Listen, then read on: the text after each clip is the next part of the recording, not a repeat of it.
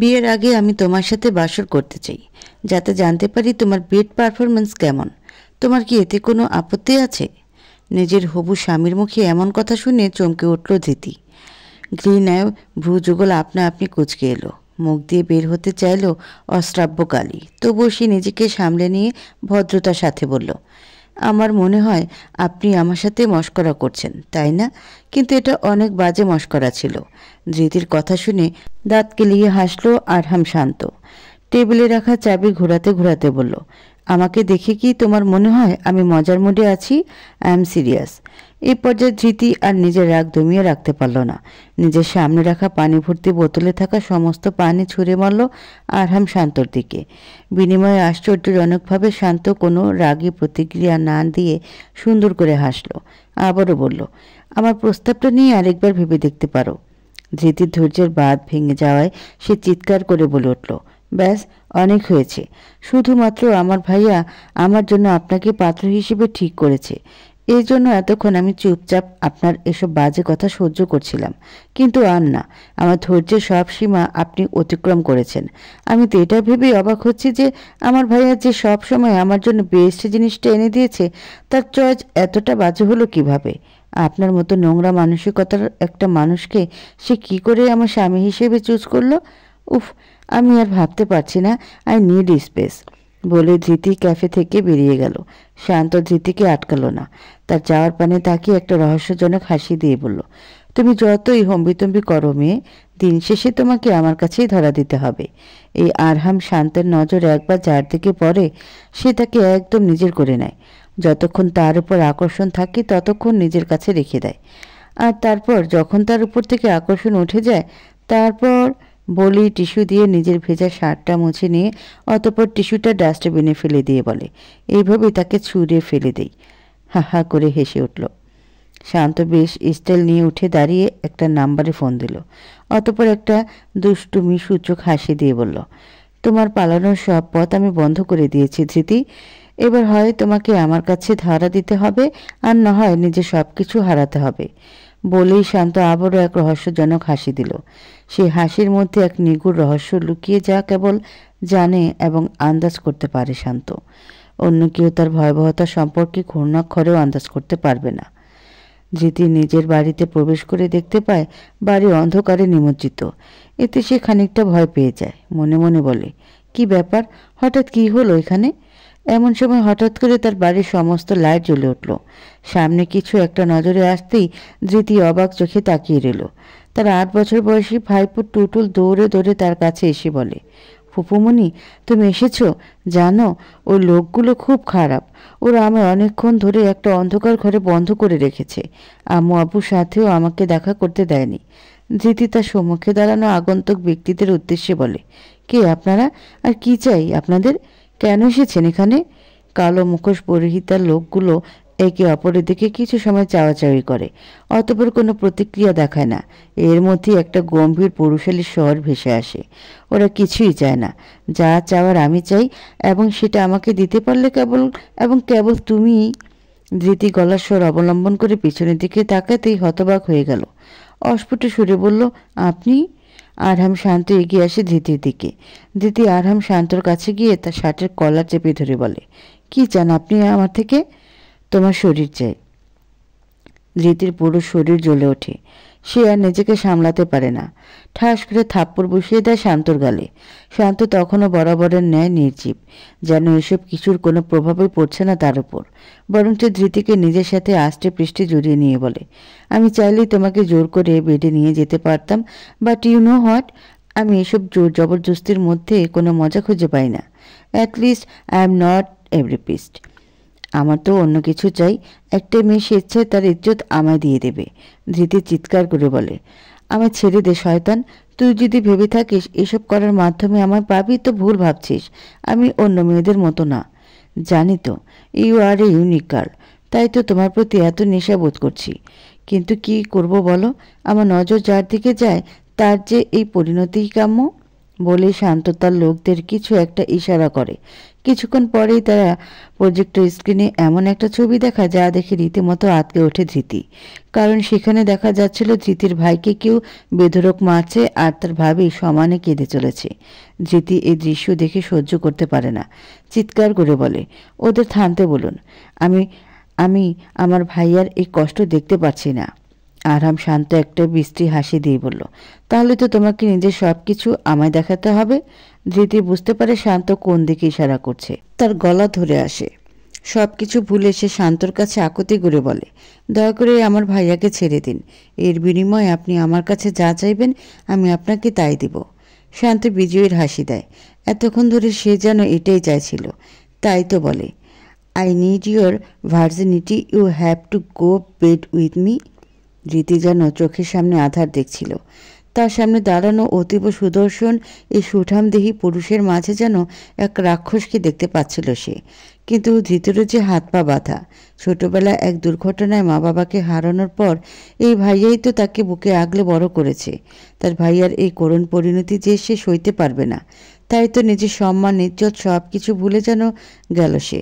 শান্তর সামনে নামিয়ে দিল নিজের ওড়না। অতঃপর বুক ফাটা আর্তনাদ করে বলল, আপনি যা চান তাই করুন আমার সাথে, কিন্তু আমার ভাইয়াকে এভাবে মারবেন না।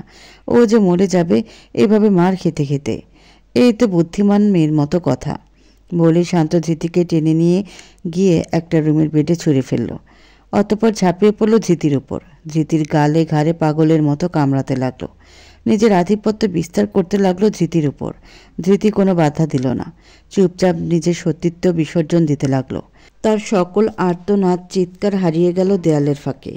এক সময় যখন শান্ত নিজের চাহিদা মিটিয়ে উঠে গেল তার উপর থেকে, তখন একদম নিস্তেজ হয়ে বিছানায় পড়ে রইল সে। আর চোখ দিয়ে নীরবে অশ্রু বিসর্জন করতে লাগলো। আরহাম শান্ত একবারও ফিরে তাকালো না তার দিকে, আর যেন ব্যবহৃত এক টিস্যু হিসেবে গণ্য করলো। যেতে যেতে শুধু বলল, তোমার ভাইয়াকে সহি সালামত এখানে পৌঁছে দেওয়া হবে। ধৃতি আশায় রইল তার ভাইয়ের ফেরার। এই আশাতেই তো আজ নিজের সব থেকে দামি জিনিসটা বিসর্জন দিল সে। ধৃতি এলোমেলোভাবে বসে আছে তার ঘরের মেঝেতে। গতকাল রাত থেকে সে ঠায় বসে আছে এই ঘরে। তার ভাবি অনেকবার এসে দরজা নক করেছে, কিন্তু ধৃতি দরজা খোলেনি। তার যে আর কাউকে নিজের এই মুখ দেখাতে ইচ্ছে করছে না। ধৃতির আজ ভীষণ করে চিৎকার করে কাঁদতে ইচ্ছা করছে, কিন্তু চোখের জলও বুঝি তার সাথে বেমানি করছে। রাত যখন একটা ছুঁই ছুঁই, ধৃতি ধীর পায়ে উঠে দাঁড়ালো। আত্মহত্যা মহাপাপ, এটা সে জানে। তাই তো জীবনের এত জঘন্য পর্যায়ে এসেও সে সিদ্ধান্ত নিতে পারছে না ধৃতি। বরং আলগোছে দাঁড়িয়ে পড়ে একবার চারদিকে তাকালো। জানালার দিকে তাকাতেই চোখে পড়ল আধার আমাবস্যার রাত। ধৃতি মিকি হাসল। তার জীবনে যে আজ এই আমাবস্যাই নেমে এসেছে। ধীরে ধীরে দরজা খুলে বাইরে বেরিয়ে এলো ধৃতি। নিজের ঘর থেকে বেরিয়ে কিছু দূর হেঁটে গিয়ে তারপর তার ভাইয়ের ঘরের সামনে এসে দাঁড়ালো। দরজাটা খোলাই ছিল। ধৃতি আস্তে করে চাপ দিয়ে দরজাটা খুলল। দরজা খুলেই দেখতে পেল তার ভাইয়ের সারা শরীরে ব্যান্ডেজ করা। অনেক কষ্টে ঘুমাচ্ছে বেচারা। আর ধৃতির ভাবিও তার ভাইয়ের শিয়রে বসে ঘুমাচ্ছে। ধৃতি মলিন হেসে বলে, তোমরা ভালো থেকো ভাইয়া ভাবি। আমি যে এখন শুধু আর শুধু তোমাদের জীবনে অভিশাপ ছাড়া আর কিছুই নেই। একটা নোংরা পাপিষ্টের স্পর্শে আজ আমি অভিশপ্ত। নিজের অভিশাপের ভাগিদার যে আমি তোমাদের বানাতে পারবো না। তাই আমি আজ সব কিছু ছেড়ে এই বাড়ি ছেড়ে চলে যাচ্ছি। জানি না এরপর কোথায় যাব, কিন্তু এখানে থাকতেও চাই না আমি। তোমরা ভালো থেকো আর আমাকে খুঁজো না। আমার ছায়াও যেন তোমাদের জীবনে আর না পড়ে এই প্রার্থনা করি। বলে ধৃতি দরজাটা বন্ধ করে দেয়। অতঃপর বাড়ির মেন ফটকের দিকে পা বাড়ায়। হাঁটতে হাঁটতে পৌঁছে যায় বাড়ির মেন ফটকে। বেরিয়ে পড়ে বাড়ি থেকে। বাড়ির বাইরে এসে পেছন ফিরে আরও একবার দেখে নেয় তার আজীবনের স্মৃতি বিজড়িত এই বাড়িটিকে। বড্ড আবেগ ঘন হয়ে পড়ে ধৃতি, কিন্তু আজ যে আর পিছিয়ে যাওয়ার সুযোগ নেই। তাই তো ধৃতি পা বাড়ায় সামনের দিকে, এক অজানা গন্তব্যের উদ্দেশ্যে। রাত গভীর হয়, আশেপাশের পরিবেশ বেশ শুনশান। মেন রোড দিয়ে মাঝে মধ্যে কয়েকটা গাড়ি শো শো করে এগিয়ে যাচ্ছে। এদিকে ধৃতি একদম খালি হাতে, সহায় সম্বলহীন হয়ে হেঁটে চলছে অনন্ত যাত্রায়। আশেপাশের কোনো কিছুই খেয়াল করছে না। শারীরিক ও মানসিকভাবে পুরোপুরি বিধ্বস্ত মেয়েটার জীবনে যে আর কোনো চাওয়া পাওয়া বেঁচে নেই। মহান সৃষ্টিকর্তার কাছে এখন সে শুধু আর শুধু নিজের মৃত্যুই চায়। অন্যমনস্ক হয়ে হাঁটতে হাঁটতে কখন ফুটপাত থেকে মেন রোডে চলে আসে ধৃতি সেটা সে খেয়ালও করেনি। হঠাৎ করে একটা গাড়ি সামনে চলে আসায় ধৃতি কিছু বুঝে ওঠার আগেই সে গাড়ি সংঘর্ষে বেঁধে যায়। ধৃতি ছিটকে পড়ে রাস্তায়। এরপর ধীরে ধীরে তার চোখে নেমে আসে আধার। জ্ঞান হারানোর পূর্বে সে আবছা আবছা এক পুরুষের অবয়ব দেখতে পায় নিজের চোখের সামনে। এরপর আর কোনো কিছুই মনে নেই তার, কারণ সে ডুবে যায় অন্ধকারের এক রাজ্যে। বিশাল এক অট্টালিকা সমান বাড়ির ডাইনিং রুমে বসে আছেন এক বৃদ্ধা মহিলা। তার চোখে মুখে চিন্তার ছাপ। বারবার দেয়ালে টাঙানো বিশাল এক ঘড়িতে সময় দেখছেন এবং নিজের দুশ্চিন্তার মাত্রা বাড়িয়ে চলেছেন। এরই মধ্যে এক মধ্যবয়সী পুরুষ তার সম্মুখে এসে বলল, আপনি এখন ঘুমাতে যান আম্মা, ও ফিরলে আমি আপনাকে জানিয়ে দেব। বৃদ্ধা রক্তিম চোখে তাকিয়ে বলে, আমি তোমার কোনো কথা শুনতে চাই না আশরাফ। আমার দাদুভাই না ফেরা পর্যন্ত আমি এখান থেকে এক পাও নড়ব না। এর মধ্যে একজন মধ্যবয়সী নারী দৌড়ে দৌড়ে এসে বলেন, তোমরা কেউ আমার ছেলেটার খোঁজ পেলে? আমার যে খুব চিন্তা হচ্ছে ওর জন্য। না জানি এত রাতে কোন বিপদে ফেসে গেল। আশরাফ পাটোয়ারি বিরক্তি প্রকাশ করে বললেন, তোমার ছেলে কোনো কচি খোকা নয় মালিনী, যে কোনো বিপদে ফেসে যাবে। ও যথেষ্ট বড় হয়েছে। এই বয়সে যখন এত বড় একটা বিজনেস এত সুন্দরভাবে পরিচালনা করতে পারছে, তখন আমার মনে হয় না এত সহজে কোনো বিপদে ফেসে যাওয়ার মতো ছেলেও। তুমি আর আম্মা শুধু শুধু চিন্তা করে নিজেদের বিপি হাই করছো, আর কিছু না। বৃদ্ধা গুলশিনারা বেগম এইবার তেতে উঠে বললেন, চুপ করো আশরাফ, মায়েদের চিন্তা আর তুমি কি বুঝবে? যদি বুঝতে তাহলে তো হয়েই যেত। সারাটা জীবন তো তোমার জন্য কম ভোগান্তি পোহাতে হলো না আমায়। এই শেষ বয়সে এসেও তো একটু শান্তি নেই। আমার দাদুভাই তো কত দায়িত্ববান একটা ছেলে, তাই তো আমার চিন্তাটা আরও বেশি হচ্ছে। নিশ্চয়ই ও কোনো বিপদে পড়েছে, না হলে এত রাত অবধি কাউকে কিছু না জানিয়ে এভাবে বাইরে থাকতো না। আমি বলছি এখনই থানায় গিয়ে জিডি করো। আমার দাদুভাইয়ের কিছু হয়ে গেলে কিন্তু আমি কাউকে ছেড়ে কথা বলবো না। সবাইকে ঘাট ধাক্কা দিয়ে এই বাড়ি থেকে বের করে দেব। নিজের মায়ের থেকে এহেন হুমকি পেয়ে নড়ে চড়ে বসেন আশরাফ পাটোয়ারি। বলে ওঠেন, আপনি কোনো চিন্তা করবেন না আম্মা, আমি দেখছি কি করা যায়। বলে তিনি যেই না বাড়ি থেকে বের হতে যাবেন, এমন সময় তস্ত্র পায়ে বাড়িতে প্রবেশ করে বহুল কাঙ্ক্ষিত ব্যক্তি, নিজের দাদির নয়নের মণি, গোটা শহরের সবথেকে ধনাঢ্য ও চতুর ইয়ং বিজনেসম্যান আরশাদ পাটোয়ারি, যে মাত্র 28 বছর বয়সে নিজের পারিবারিক ব্যবসায়িক প্রতিষ্ঠান পাটোয়ারি বিজনেস লিমিটেডকে অনন্য উচ্চতায় নিয়ে গেছে নিজের অনন্য দক্ষতার মাধ্যমে। শুধু তাই নয়, রূপের দিক দিয়েও বড় বড় নায়ক এবং সুপারস্টারদের টেক্কা দেবে সে। 6 ফুট উচ্চতা বিশিষ্ট, ধবধবে ফর্সা, 6 প্যাক বডিওয়ালা, বলিষ্ঠ দেহি এই পুরুষকে একবার দেখাতেই প্রেমে পড়ে যাবে যে কেউ। তাই তো এই গোটা ঢাকা শহরের হার্টথ্রব সে। আরশাদকে দেখা মাত্র যেন স্বস্তির নিঃশ্বাস ফেলেন আশরাফ পাটোয়ারি। নিজের মায়ের উদ্দেশ্যে বলেন, এই তো এসে গেছে তোমার গুণধর নাতি, তোমাকে আর ওকে চিন্তা করতে হবে না। নিজের নাতির ফেরার কথা শুনে উঠে দাঁড়ান গুলশিনারা বেগম। লাঠিতে ভর দিয়ে হাঁটতে হাঁটতে আশাদের মুখোমুখি দাঁড়িয়ে বললেন, তুমি এসেছো দাদুভাই? সারাটা রাত কোথায় ছিলে? তোমার চিন্তায় আমি দু চোখের পাতা এক করিনি। জানো কত চিন্তায় ছিলাম? তোমাকে তো ফোনেও পাওয়া যাচ্ছিল না। এতক্ষণে তোমার দেখার পর একটু স্বস্তি পেলাম।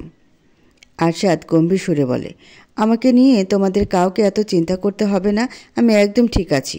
I need rest. Ashraf Patwari রাগী সুরে বলেন, এভাবে কথা বলছো কেন আরশাদ? ম্যানার শেখনি? গুলশিনারা বেগম উল্টে নিজের ছেলেকে ধমক দিয়ে বলেন, একদম চুপ। আমার দাদু ভাইয়ের সাথে এভাবে উচ্চ সুরে কথা বলার দুঃসাহস দেখাবে না দুবার। যখন ওকে ম্যানার শেখানোর কথা ছিল তখন কোথায় ছিলে তুমি? এখন এসেছো শাসন করতে? দাদু ভাই, তুমি নিজের রুমে যাও, রুমে গিয়ে রেস্ট নাও। আমার যা শোনার আমি পরে শুনে নেব। আশরাফ পাটোয়ারি একদম চুপসে যান। মালিনী পাটোয়ারি হঠাৎ করে চমকে উঠে বলেন, তোমার পেছনে ওটা কে আরশাদ? মালিনী পাটোয়ারির কথায় সবাই চমকে যায়। এতক্ষণে গুলশিনারা বেগমেরও নজরে যায় আরশাদের পেছনে কেউ একটা দাঁড়িয়ে আছে। আরশাদ তখনও তীক্ষ্ণ দৃষ্টিতে সামনের পানে চেয়ে গুলশিনারা বেগম বলেন, তাই তো। এই কে আছো আমার দাদু ভাইয়ের পেছনে? জলদি বেরিয়ে এসো। তার ধমকের চোটে ধীরে ধীরে আড়ষ্টতার সাথে আরশাদের পেছন থেকে বেরিয়ে আসে একটি মেয়ে, যার মাথায় ব্যান্ডেজ করা। গুলশিনারা বেগম থতমত খেয়ে যায়। জিজ্ঞেস করেন, এই মেয়ে কে তুমি? আর দাদু ভাইয়ের সাথে কি করছো? মেয়েটি কিছু না বলে চুপচাপ দাঁড়িয়েছিল, তার চোখে মুখে ভয়। আরশাদ হঠাৎ করে মেয়েটির হাত শক্ত করে ধরে বলে, ওকে কোথা থেকে এসেছে এই কৈফিয়ত আমি কাউকে দেব না। এখন থেকে ও এই বাড়িতেই থাকবে এবং এটাই আমার শেষ কথা। মেয়েটি আবার অবাক চোখে নিজের সামনে দাঁড়ানো সুদর্শন পুরুষের দিকে তাকায়। তার মনে খেলে যাচ্ছে নানা প্রশ্ন। সে অস্ফুট সুরে বলে, আমার নাম ধৃতি। ধৃতি নিজের নামটা বলে চুপচাপ দাঁড়িয়ে রইল। এমন সময় তার সামনে দাঁড়ানো শক্তপোক্ত পুরুষটা রাগী গলা চিৎকার করে বলল, এ মেয়ে, তোমায় আমি বলেছি কাউকে কৈফিয়ত দিতে, তাহলে কেন দিলে? এত হুঙ্কারে বেচারা ধৃতি চমকে ওঠে, মাথা নিচু করে দাঁড়িয়ে বলে, দুঃখিত, আসলে আমি। গুলশানারা বেগম বলেন, এত রেগে যাচ্ছ কেন দাদুভাই? আমরা তো মেয়েটার পরিচয় জানতে চাচ্ছি। আরশাদ চিরায়ত স্বভাবে নিজের গাম্ভীর্য বজায় রেখে বলিষ্ঠ কণ্ঠে বলল, আমি যখন বলেছি ও কাউকে কৈফিয়ত দেবে না, তার মানে ও কাউকেই কৈফিয়ত দিবে না। এটাই আমার শেষ কথা। আশরাফ পাটোয়ারি বলে উঠলেন, তুমি বললেই তো আর হলো না আরশাদ, এইভাবে বলা নেই কওয়া নেই, হুট করে একটা চালচুলোহীন মেয়েকে এই বাড়িতে এনে তুললে, আবার এখন বলছো তাকে এখানে আশ্রয় দেবে। তা বলি বাড়িটাকে কি সরাইখানা পেয়েছো নাকি তুমি? আরশাদ কোনো কিছু না বলে রক্তিম চোখে চেয়ে রয়। অবস্থা বেগতিক দেখে গুলশানারা বেগম বলেন, তুমি চুপ করো আরশাব। আমার দাদুভাই যখন কোনো সিদ্ধান্ত নিয়েছে তখন ভেবে চিন্তেই নিয়েছে। দাদুভাই যখন বলেছে এই মেয়েটা এই বাড়িতে থাকবে, তার মানে ও এই বাড়িতেই থাকবে। এ নিয়ে আমিও আর কোনো কথা শুনতে চাই না। বৌমা, তুমি এই মেয়েটাকে নিয়ে স্টোর রুমটা দেখিয়ে দিয়ে এসো, ও না হয় ওখানেই থাকবে। মালিনী পাটোয়ারি বলেন, কিন্তু আম্মা, স্টোর রুমটা তো অনেক ময়লা, ওখানে কিভাবে থাকবে? তোমাকে যেটা বলছি সেটাই করো। প্রয়োজনে এই মেয়ে নিজের থাকার জায়গাটা পরিষ্কার করে নেবে। কি মেয়ে পারবে না? ধৃতি মাথা দুলিয়ে বোঝায় সে পারবে। গুলশানারা বেগম এবার তার নাতিকে জিজ্ঞেস করেন, তোমার এতে কোনো আপত্তি নেই তো? আরশাদ এই প্রসঙ্গ পুরোপুরি এড়িয়ে গিয়ে বলে, আমার মাথাটা ভীষণ ধরেছে, আই নিড সাম রিফ্রেশমেন্ট। আমি নিজের রুমে যাচ্ছি, আমার রুমে ব্ল্যাক কফি পাঠিয়ে দিও। বলে সে গটগট পায়ে হেঁটে পা বাড়ায় সামনের পানে, পেছনে রেখে যায় ধৃতিকে। ধৃতি একটা দীর্ঘশ্বাস ফেলে। মালিনী তাকে উদ্দেশ্য করে বলে, এই মেয়ে, তুমি আমার সাথে এসো, তোমাকে আমি স্টোররুমটা দেখিয়ে দিচ্ছি। ধৃতি হালকা মাথা নাড়িয়ে মালিনী পাটোয়ারির সাথে সাথে যেতে থাকেন। তারা যেতেই আশরাফ পাটোয়ারি নিজের মায়ের উদ্দেশ্যে বললেন, এটা কি ঠিক হলো আম্মা?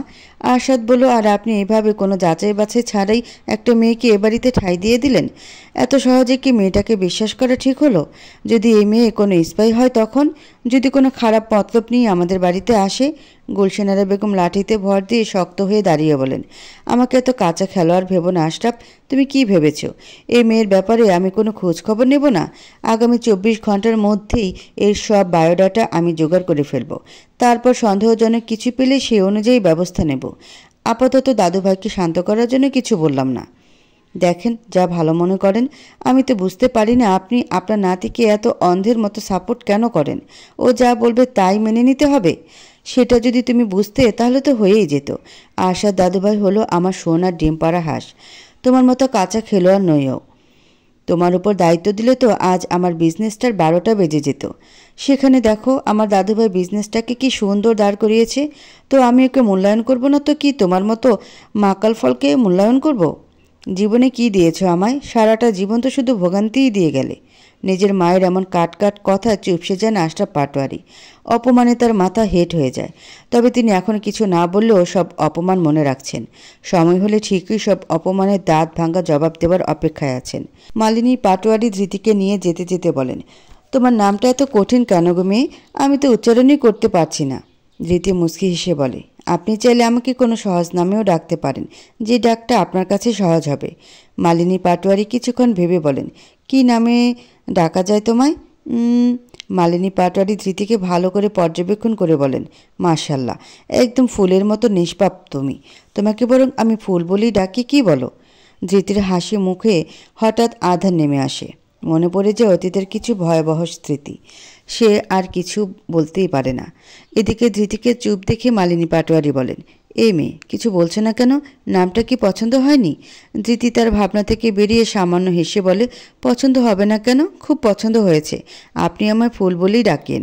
মালিনী পাটোয়ারি স্বস্তির নিঃশ্বাস ফেলে বলেন, বেশ, তোমাকে তাহলে আজ থেকে ফুল বলেই ডাকবো। তাই একটা প্রশ্ন করব তোমায়? জি করুন। তোমার সাথে আমার ছেলের দেখা হলো কিভাবে? ধৃতি মালিনী পাটোয়ারির সাথে কথা বলেই বুঝতে পেরেছে ইনি বেশ মাটির মানুষ, মনে কোনো প্যাচগোছ নেই। তাই তো নির্দ্বিধায় বলল, আসলে আপনার ছেলের গাড়ির সাথে আমার অ্যাক্সিডেন্ট হয়েছিল, আর তারপর। মালিনী পাটোয়ারি খানিকটা ভয় পেয়ে আঁতকে উঠে বলেন, সে কি অ্যাক্সিডেন্ট? এর জন্যই তোমার মাথায় ব্যান্ডেজ? কি করে হলো বলো তো? আসলে দোষটা আমারই। আমি আপনার ছেলের গাড়ির সামনে এসে পড়েছিলাম। একটু দেখে শুনে চলাফেরা করবে তো? যদি কোনো বড় বিপদ হয়ে যেত তো? যাই হোক, আরশাদ হঠাৎ তোমায় এখানে কেন নিয়ে এলো? তোমার বাড়ির লোককে খবর দাওনি? ধৃতির এবার মনে পড়ে যায় তার জ্ঞান ফেরার পরবর্তী মুহূর্তটা, যখন আরশাদ তার সাথে দেখা করতে এসেছিল, তাকে বিশাল বড় ধমক দিয়েছিল এভাবে তার গাড়ির সামনে চলে আসার জন্য। ধৃতি সব গালমন্দ চুপচাপ হজম করেছে, কারণ দোষ তারই ছিল। এরপর যখন আরশাদ তার পরিবার সম্পর্কে জানতে চেয়েছিল, তখন ধৃতি উত্তর দিয়েছিল তার পরিবার বলতে কেউ নেই, সে এই দুনিয়ায় একদম একা। তখনই আরশাদ কিছু না বলে কেবিন থেকে বেরিয়ে গেছিল। এরপর ধৃতির রিলিজের টাইম আসতেই আরশাদ ধৃতিকে কিছু বলার সুযোগ না দিয়ে এক প্রকার জোরপূর্বক নিজের সাথে করে নিয়ে আসে এবং বলে, যতক্ষণ পর্যন্ত না তুমি সম্পূর্ণভাবে সুস্থ হচ্ছ ততক্ষণ তোমাকে আমার জিম্মাতেই থাকতে হবে। আফটারঅল এখন তুমি আমার রেসপন্সিবিলিটি। দুর্ঘটনা হোক আর যাই হোক, আমার মাধ্যমেই তোমার ক্ষতি হয়েছে। এসব কথাই ভাবছিল ধৃতি, এমন সময় মালিনী বেগম বলেন, এই তো এসে গেছি স্টোর রুমে। এই যে দেখতে পাচ্ছ কালো দরজাটা, ওটাই স্টোর রুম। কিন্তু এটা তো অনেক দিন থেকে ময়লা স্তূপ জমে আছে, তুমি এখানে কিভাবে থাকবে? ধৃতি কিছু বলতে যাবে তার আগে সেখানে চলে আসলো পাটোয়ারি বাড়ির হেল্পিং হ্যান্ড কুলসুম। কুলসুমকে দেখে মালিনী পাটোয়ারি অবাক সুরে বললেন, কী রে, তুই এখানে কি করছিস? কুলসুম পান চিবিতে চিবিতে বলল, ছোট সাহেবই তো আমাকে এখানে পাঠাইলেন, কইলেন ঘর ঝাড়ু দিতে, তবেই তো আইলাম। আচ্ছা যা, তুই ঘরটা ঝাড়ু দে। ভালোই তো, এই অসুস্থ শরীর নিয়ে তো ফুল কিছু করতেও পারতো না। নিজের জন্য সবার এমন চিন্তা দেখিয়ে অবাক হয় ধৃতি। বিশেষ করে আরশাদ পাটোয়ারি নামক লোকটার এত উদারতা তার মনে কেমন যেন অনুভূতি তৈরি করছে। আজকালকার যুগে কে একটা আগন্তুকের জন্য এমন করে? ধৃতি স্টোররুমে প্রবেশ করে দীর্ঘ শ্বাস ফেলল। তার জীবনের এক নতুন দিগন্তের সূচনা ঘটল এখানে। সে মনে করল আরহাম শান্ত নামক নরপিশাচটার সাথে বাজে তিক্ত স্মৃতি এবং অন্যদিকে আরশাদ নামক রাগী তবে উদার মানুষটার সাথে দেখা হবার পরের ঘটনা। এসব ঘটনা কি তার জীবনে বড় কোনো পরিবর্তনের ইঙ্গিত দিচ্ছে? এই প্রশ্ন নিজেকে করে কোনো উত্তর পায় না সে। এরই মধ্যে মালিনী পাটোয়ারি ধৃতির উদ্দেশ্যে বলে, তোমার কি খিদে পেয়েছে ফুল? কিছু কি খাবে তুমি? ধৃতি হালকা হেসে বলে, না আন্টি, আমি কিছু খাবো না। মালিনী পাটোয়ারি মুখটা বেজার করে বলেন, সে কি কথা? কাল রাত থেকে তো মনে হয় না খেয়ে আছো, মুখটাও তো কেমন শুকিয়ে গেছে, আবার বলছো কিছু খাবে না? ধৃতি কি উত্তর দেবে ভেবে পায় না। মালিনী পাটোয়ারি বলেন, কোনো চিন্তা করো না, তুমি এখানেই থাকো, আমি দেখি ফ্রিজে যদি কোনো খাবার পাই তো গরম করে নিয়ে আসছি। বলেই মালিনী বেগম প্রস্থান করেন।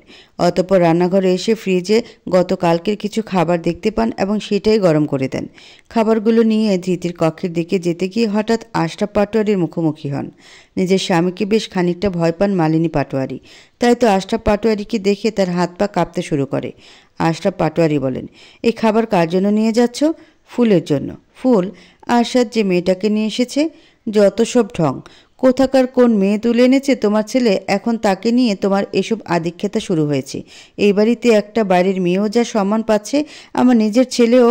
বলতে গিয়ে থেমে যান আশরাফ পাটোয়ারি। বুঝতে পারেন ভুল সময় মুখ দিয়ে ভুল কথা বেরিয়ে গেছে। মালিনী পাটোয়ারি বুঝতে পারেন তার স্বামী ঠিক কী বলতে চেয়েছেন। তার বুক হাহাকার করে ওঠে। সারাটা জীবন তো স্বামীর ভালোবাসা পাননি, এই শেষ বয়সে স্বামীর সান্নিধ্য পেয়েছেন তাও সম্পূর্ণরূপে নয়।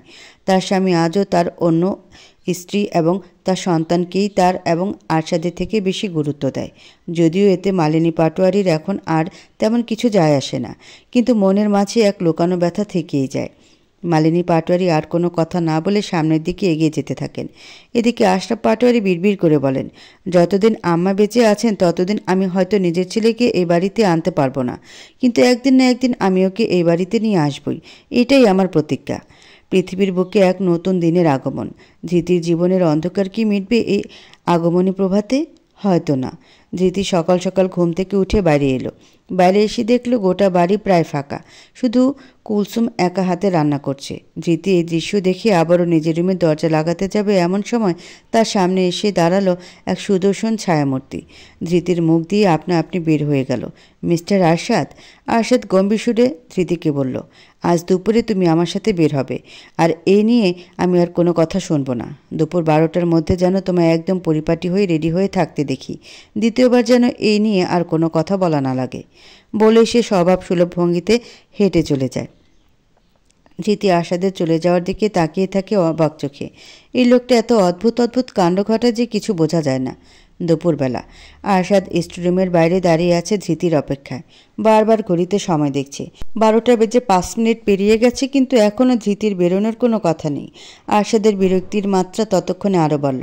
সে ভাবল এখন দরজায় নক করবে, এমন সময় হঠাৎ করে ধৃতি নিজেই দরজা খুলে বের হলো। আরশাদ রক্তিম চোখে তার দিকে তাকিয়ে। ধৃতি জিভ দিয়ে গলা ভিজিয়ে বলল, সরি একটু লেট। আরশাদ জোরে একটা ধমক দিয়ে বলল, একটু লেট? পাক্কা 5 মিনিট লেট। কোনো সময় জ্ঞান নেই তোমার? সরি। কি বারবার সরি সরি করছো? আর হবে না, আর হওয়ার চান্সও দেব না।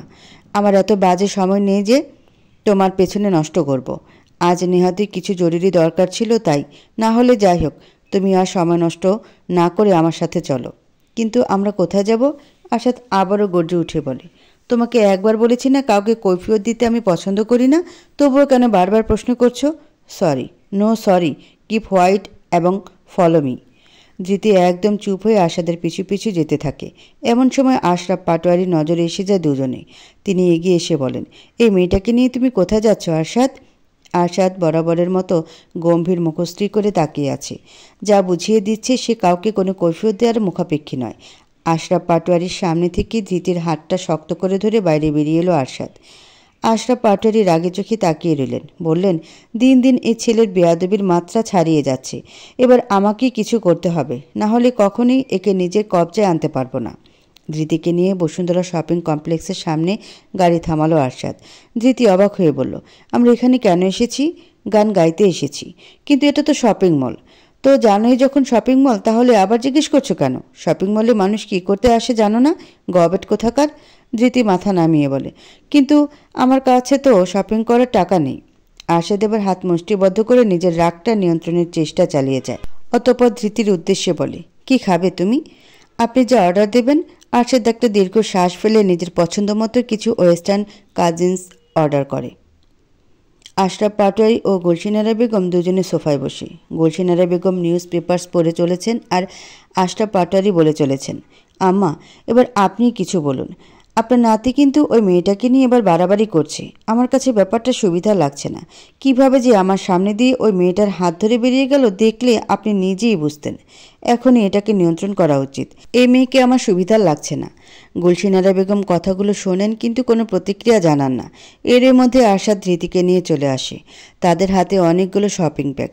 আশরাফ পাটোয়ারি বলেন, ওই যে এসে গেছে আপনার গুণধর নাতি, হাতে আবার শপিং ব্যাগ। নিশ্চয়ই ওই মেয়েকে নিয়ে শপিং করতে গেছিল। ব্যাপারটা বুঝতে পারছেন? গুলশিনারা বেগম আরশাদকে উদ্দেশ্য করে বলেন, তোমার সাথে আমার কিছু কথা আছে আরশাদ। আরশাদ ঘুরে তাকিয়ে বলে, জি বলো।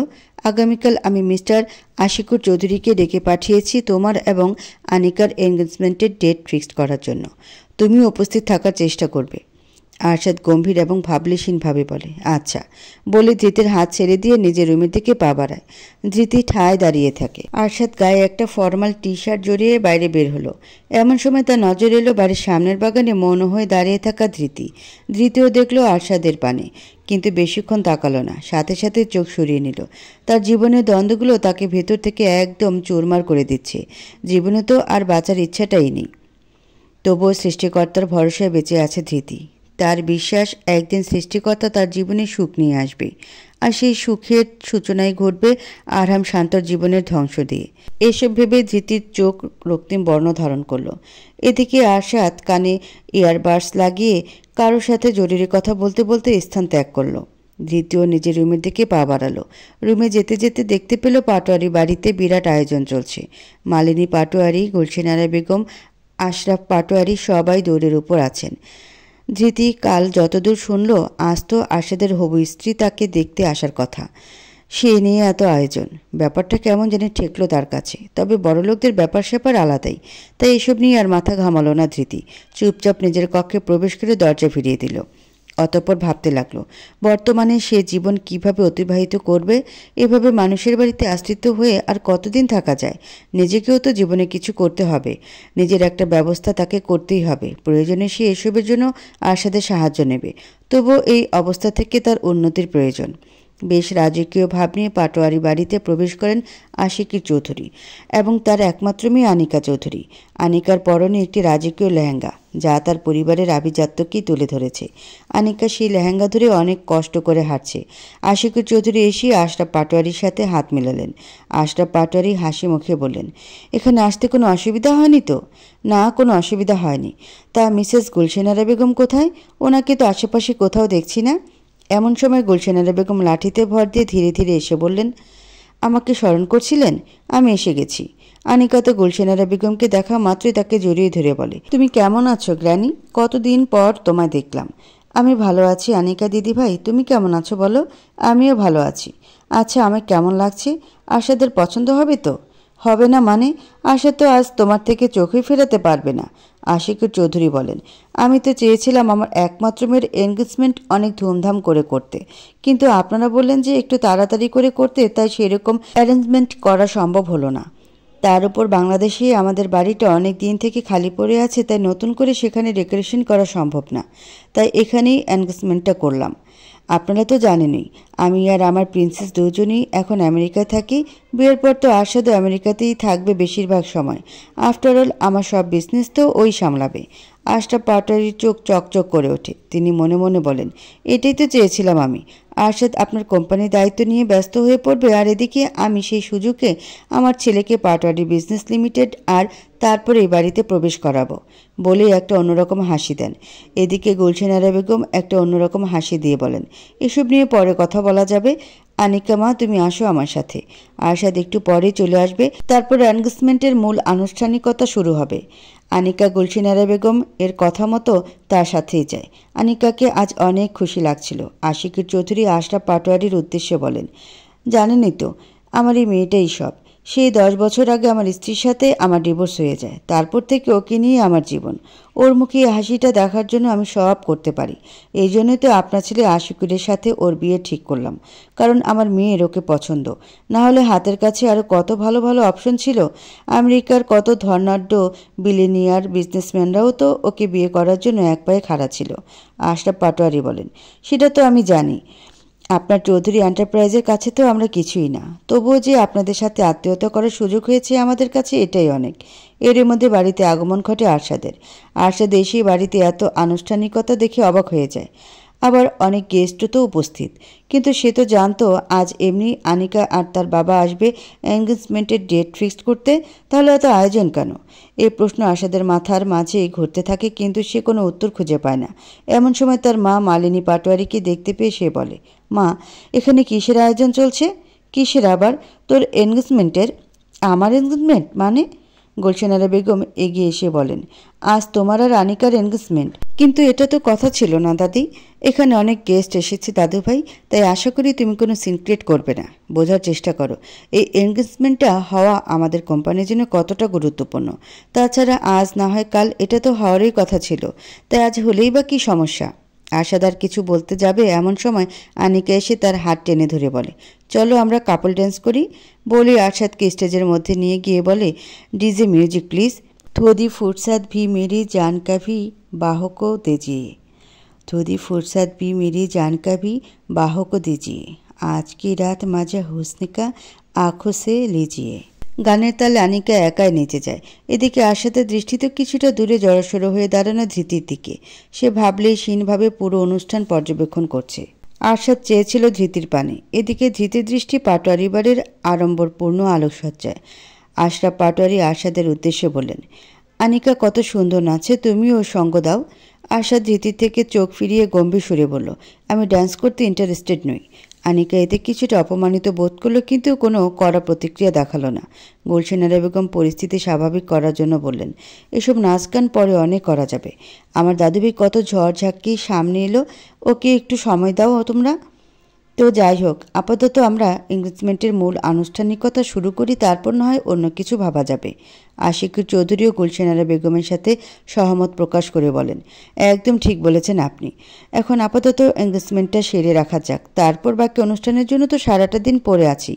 গুলশানারা বেগম আরশাদের কাছে এসে তার কানে ফিসফিস করে বলে, আশা করি তুমি কোনো সিক্রেট করবে না দাদুভাই, কারণ তুমিও জানো আমাদের বিজনেসকে এগিয়ে নিয়ে যাওয়ার জন্য এই বিয়ে হওয়াটা ঠিক কতটা দরকার।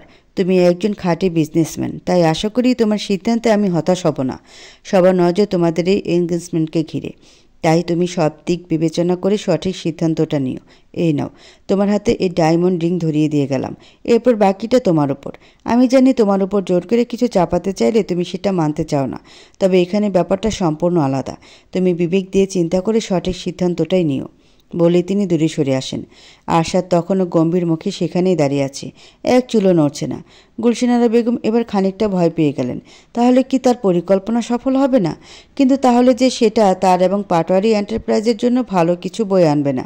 আরশাদকে দেখে মনে হচ্ছিল না সে সিদ্ধান্তহীনতায় ভুগছে, বরং তাকে দেখে মনে হচ্ছিল সে যে সিদ্ধান্ত নিয়েছে মনে মনে সেই সিদ্ধান্তেই অটল আছে।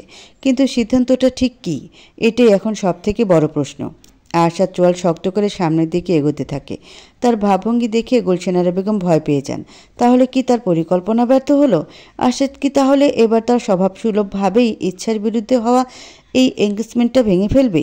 তার বেশ ভয় জাগলো মনে। ঘাম ছুটতে লাগলো বেলাগামহীনভাবে। তবে তাকে অবাক করে দিয়ে আরশাদ আনিকার সামনে গেল। অতঃপর আনিকাকে ইশারা করলো হাত বাড়িয়ে দেওয়ার জন্য। আনিকা যেন এই মুহূর্তের জন্য অপেক্ষা করছিল। খুশি মনে নিজের হাত বাড়িয়ে দিল আরশাদের দিকে। আরশাদ আর কোনো দিকে না তাকিয়ে আংটি পরিয়ে দিল আনিকার হাতে। আনিকা ভীষণ খুশি হলো এতে করে, তার চোখ চকচক করে উঠল। অতঃপর আনিকাও একটি রিং বের করে পরিয়ে দিল আরশাদকে। ব্যাস, এখানেই সমাপ্ত ঘটে গেল তাদের আংটি বদল অনুষ্ঠানের। আংটি বদল মিটে যেতেই আরশাদ আর এক মুহূর্ত দাঁড়ালো না সেই স্থানে। গটগট পায়ে হেঁটে রওনা দিল তার কক্ষের দিকে। আরশাদকে এইভাবে শীতল আচরণ করতে দেখে যদিও বা গুলশানারা বেগম খুব একটা খুশি হলেন না, তবে এনগেজমেন্টটা যে ঠিকভাবে সম্পন্ন হলো এতেই তিনি স্বস্তি খুঁজে পেলেন যেন। হাঁপ ছেড়ে বললেন, যাই হোক, এনগেজমেন্টটা তো ঠিকঠাক হলো, বাকিটা আমি ম্যানেজ করছি। এই ভাবনা থেকে তিনি সম্মুখ পানে এসে বললেন, আসলে আমার দাদুভাই অনেক বেশি টায়ার্ড, তাই এইভাবে চলে গেল। আপনারা কেউ কিছু মনে করবেন না। উপস্থিত কেউ যদিও বা বিষয়টাকে স্বাভাবিকভাবে নেননি, তবুও এটা নিয়ে খুব বেশি চাপানুতর হলো না। সবাই যে যার মতো বিজনেস সংক্রান্ত আলাপে মগ্ন হলেন। এদিকে নিজের হাতের অনামিকা আঙ্গুলের শোভা পাওয়া আংটিটার দিকে তাকিয়ে রহস্যময় হাসি দিয়ে বলল, অবশেষে আমার উদ্দেশ্য পূরণের পথে। এরই মধ্যে মালিনী পাটোয়ারির নজর যায় ধৃতির দিকে। তিনি ধৃতির কাছে গিয়ে বলেন, ফুল, তুমি এখানে? ওহ, ভালো কথা। তুমি তো মনে হয় সকাল থেকে কিছু খাওনি। উফ, এই অনুষ্ঠানের ব্যবস্থাপনায় তো সকাল থেকে এত ব্যস্ত ছিলাম যে তোমার খোঁজও নিতে পারিনি। চলো, তোমায় খাওয়ার ব্যবস্থা করে দিচ্ছি। ধৃতি বলে, আমাকে নিয়ে এত ব্যস্ত হতে হবে না আন্টি, আমি খেয়ে নেব। এদিকে আনিকা চারিদিকে দেখছিল। হঠাৎ করে তার নজর যায় ধৃতির দিকে। সম্পূর্ণ অপরিচিত একটি মেয়েকে দেখে আনিকা এগিয়ে এসে বলে, এই মেয়েটাকে? মালিনী পাটোয়ারি বলতে চায়, ও তো ফুল। কিন্তু মালিনী পাটোয়ারি নিজের কথা সম্পূর্ণ করতে পারেন না। তার পূর্বে গুলশানারা বেগম এগিয়ে এসে বলেন, আরে ও তো আমাদের বাড়ির নতুন কাজের মেয়ে। তুমি হঠাৎ ওর খোঁজ নিতে যাচ্ছ কেন আনিকা? তুমি এদিকে এসো। আজ তোমার জীবনে কত স্পেশাল একটা দিন, এনজয় করো। এভাবে কাজের লোক ট্যাগ গায়ে লাগায় ধৃতির খানিকটা বিব্রত বোধ হয়। ধৃতি গভীর চিন্তায় মগ্ন হয়। ছোটবেলা থেকে তো বেশ সচ্ছল জীবনযাপনই করেছে সে। তার বাবার কাপড়ের দোকান ছিল। বাবার মৃত্যুর পর ধৃতির ভাই সেই কাপড়ের দোকানের ব্যবসার হাল ধরে অনন্য উচ্চতা নিয়ে যায়, যার ফলে কখনো আর্থিকভাবে তাদের খারাপ অবস্থায় পড়তে হয়নি। কিন্তু আজ কিনা তাকে এভাবে অন্য একজনের বাড়িতে এসে কাজের লোকের তকমা সইতে হচ্ছে। ভাবনার ইতি টানল ধৃতি। নিজের উপরে তার হাসি পেল। কাজের লোক না হলেও সে তো এখানে আশ্রিতই। আশ্রিত তো নিশ্চয়ই কোনো আশ্চর্যজনক অবস্থা নয়। আজ শুধুমাত্র ভাগ্যের ফিরে তাকে এই দিন দেখতে হচ্ছে। ধৃতির চোখের কোণে জল। খুবই সুচতুরভাবে সেই জল মুছে ফেলল সে। আনিকা হঠাৎ বলে উঠল, ও যদি এই বাড়ির কাজের লোকই হয়, তাহলে বাড়িতে যখন এত বড় অনুষ্ঠান হচ্ছে তখন ও এমনভাবে সঙ্গের মতো দাঁড়িয়ে আছে কেন? ওর কি কোনো দায়িত্ব নেই? ওকে কোনো কাজ করতে বলুন। এখানে এত গেস্ট আছে, তাদের মধ্যে ড্রিঙ্কসও তো সার্ভ করতে পারে। গুলশানারা বেগম বলে, তাই তো। এই মেয়ে আনিকা কি বলল শুনলে না? ও কিন্তু এ বাড়ির হবু মালকিন, তাই ও যা বলছে তাই করো। যাও, গেস্টদের মাঝে ড্রিঙ্ক সার্ভ করো। ধৃতির ইচ্ছা করছিল বুক ফাটিয়ে চিৎকার করতে, কিন্তু সে তা করল না। চুপচাপ এগিয়ে এসে সবার মধ্যে ড্রিঙ্কস বিতরণ করতে লাগলো। মালিনী পাটোয়ারির খুব খারাপ লাগলো এই দৃশ্য দেখে, কিন্তু তারও যে হাত পা বাঁধা, তাই চুপচাপই রইলেন। আশরাফ পাটোয়ারি এই দৃশ্য দেখে যেন স্বস্তি পেলেন। মনে মনে বললেন, আরশাদের খুব আধিক্যতা ছিল না এই মেয়েকে নিয়ে। একদম ঠিক হয়েছে, এবার বুঝুক মজা। ধৃতি এসব কাজে একদমই পটু ছিল না, তাই তো অসাবধানতাবশত হঠাৎ করে হোঁচট খেয়ে তার হাত থেকে সবগুলো ড্রিঙ্কসের গ্লাস পড়ে গেল। এতে করে গুলশানারা বেগম বলে উঠলেন, হায় হায় রে, এই মেয়ে তো দেখছি একটা সামান্য কাজও করতে পারে না, কত দামি দামি গ্লাসগুলো ভেঙে দিল। আনিকা রেগে বলল, এই মেয়ে কি করলে এটা? ভাঙা গ্লাসগুলো পরিষ্কার করো, কারো পায়ে লাগলে আর রক্ষে থাকবে না। ধৃতি ছলছল নয়নে ফ্লোরে বসে ভাঙা গ্লাসগুলো তুলতে লাগলো। হঠাৎ করে খেয়াল করলো তার সামনে কেউ এসে দাঁড়ানো, যার পা দৃশ্যমান হচ্ছে তার আখি যুগলে।